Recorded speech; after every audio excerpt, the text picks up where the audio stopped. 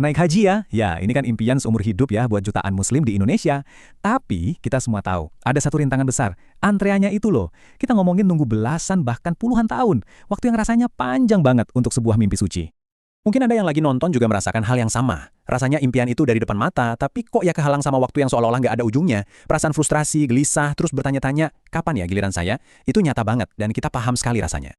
Nah, di tengah penantian panjang itu, tiba-tiba muncul sebuah tawaran. Janjinya bisa berangkat haji tahun ini juga. Wah, kedengarannya kayak jawaban doa kan? Tapi pertanyaannya, apakah ini beneran berkah? Atau jangan-jangan ini malah sebuah jebakan? Yuk, kita bongkar bareng-bareng. Oke, mari kita mulai bedah tawarannya. Apa sih sebenarnya yang ada di balik janji-janji manis soal jalur cepat atau visa percepatan haji ini? Kita coba lihat lebih dalam ya.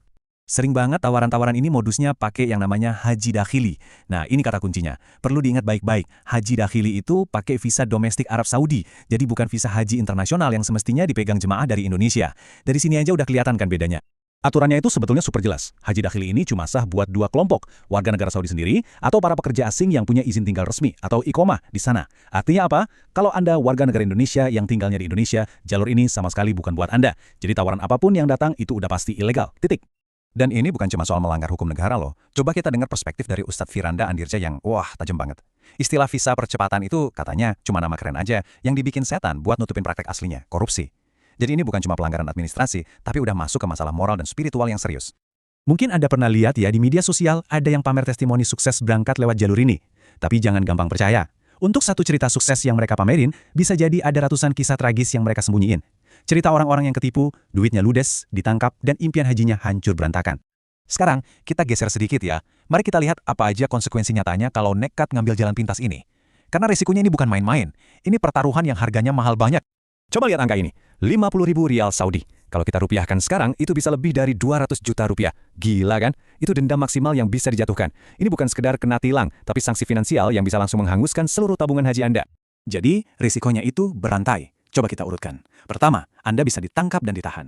Terus, didenda. Setelah itu, dideportasi saat itu juga. Dan yang lebih parah, dilarang masuk lagi ke Arab Saudi. Bisa jadi seumur hidup.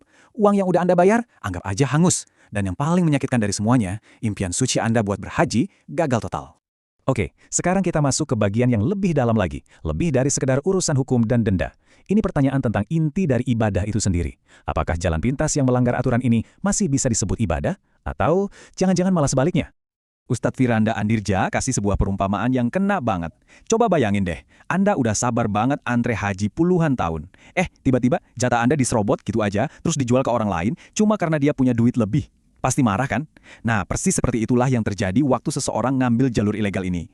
Itu adalah sebuah bentuk kezaliman terhadap saudara sesama muslim.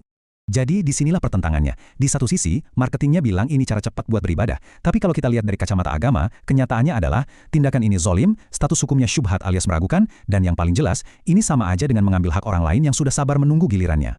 Nah, setelah tahu semua risikonya, pasti pertanyaannya, terus gimana dong cara yang benar?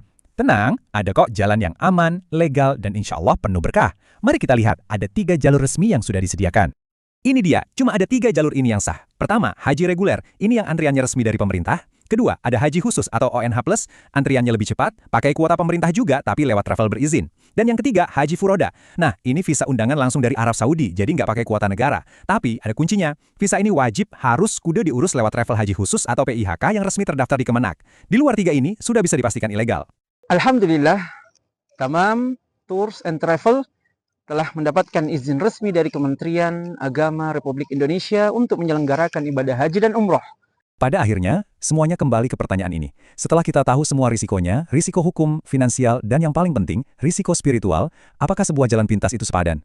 Apakah kita rela mengorbankan kesucian dan keberkahan ibadah yang sudah kita impikan seumur hidup hanya demi motong antrian? Coba kita renungkan bersama. Tamam Tours dan Travel menawarkan kepada kaum muslimin dan muslimat untuk mendaftarkan diri kita, mendaftarkan untuk melaksanakan ibadah haji menjadi calon tamu Allah Subhanahu wa taala melalui jalur yang resmi yang terdaftar pada Kementerian Agama Republik Indonesia. Alhamdulillah.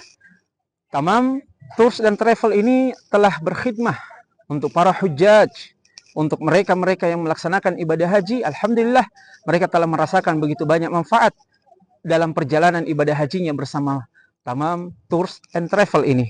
Dan kepada kaum muslimin dan muslimat sekalian, amankan seat Anda untuk informasi lebih lanjut. silahkan kita menghubungi nomor yang tertera di bawah ini, ataupun bisa membaca dengan lebih lengkap pada brosur yang telah kita baca pada tayangan ini. Mudah-mudahan bermanfaat. Subhanakallahumma bihamdik, asyhadu an la ilaha illa anta astaghfiruka wa atubu ilaik. Walhamdulillahi rabbil alamin. Assalamualaikum warahmatullahi wabarakatuh.